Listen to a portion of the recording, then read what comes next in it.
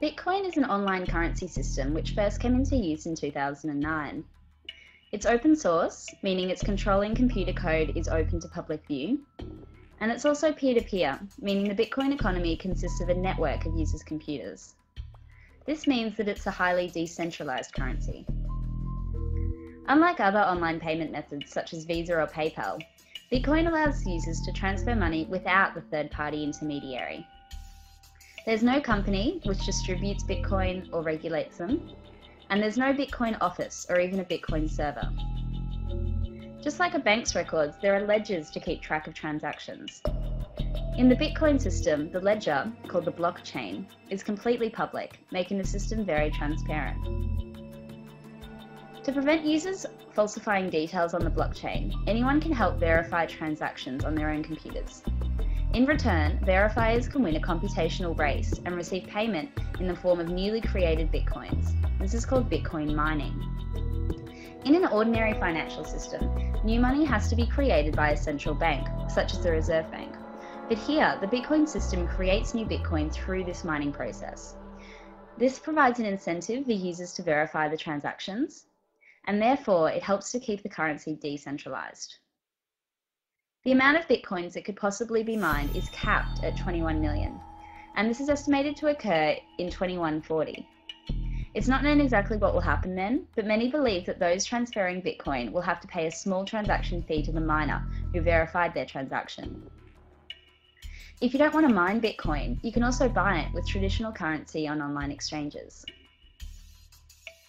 There are three key reasons why Bitcoin is much harder to regulate than government currencies. The first is that it is so highly decentralized. There's no central organization to regulate. The government can't prevent transactions from happening and can only act after they've occurred. After the WikiLeaks Cablegate incident in 2011, many people were trying to donate to the WikiLeaks Foundation. Their options were Visa, MasterCard and PayPal. However, government pressure meant that these intermediaries just would not process the transactions. It would be practically impossible for the government to put the same kind of pressure on Bitcoin users. It would be very expensive, time-consuming and unpopular to try and monitor or regulate individual users.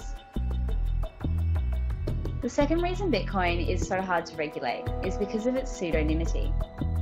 Sending and receiving Bitcoins has been compared to writing a book under an author's pseudonym. It can be theoretically traced, but no personal identifiers such as names are given, unlike with bank transactions. As such, Bitcoin is a popular payment method on black market sites such as the Silk Road. As these sites are only accessible through an anonymizing browser such as the Tor network, it's very difficult to regulate these Bitcoin transactions. The third reason it's so hard to regulate is because it's extremely resilient. Because it is so decentralized, it can easily be recreated by the peer-to-peer network if it is somehow destroyed. The online black marketplace Silk Road is another example of a resilient online service. Whilst it was shut down in 2013, it didn't take long for copycats to work together to recreate the site, and soon Silk Road 2.0 was up and running. The Australian government hasn't tried to regulate Bitcoin, but it has provided guidelines as to its usage.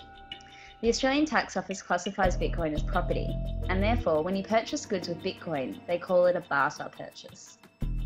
Businesses who receive Bitcoin as payment need to record the value of the income in its Australian dollar equivalent for tax purposes.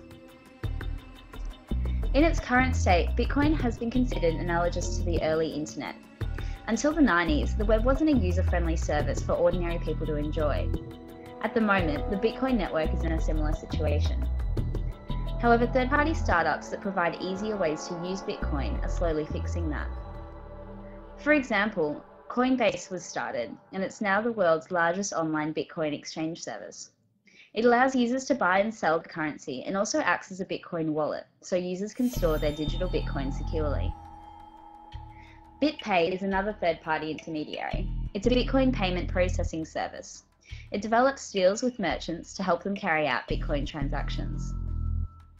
As such services come from centralized companies with records of users, they represent a much easier target for government regulation of Bitcoin in the future.